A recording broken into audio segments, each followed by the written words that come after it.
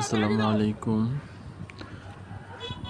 আমি আছি এখন মোরারগঞ্জ পানগুছি নদী ফেরিঘাট। তো এখন দুইটা ফেরি দেওয়া হয়েছে। আমি যে ফেরিতে আছি এই ফেরিটা ওই পার থেকে চলে আসছে, আর এই পারে যে ফেরিটা আছে এটা লোড হচ্ছে।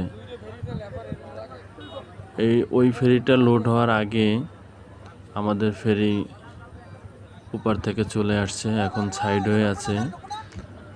এখানে একটু সমস্যা হয়েছে, ওই যে বাসটি দেখা যাচ্ছে ওই বাসটা উঠানো যাবে না, জায়গা নাই, তার জন্য ব্যাগে দিচ্ছে।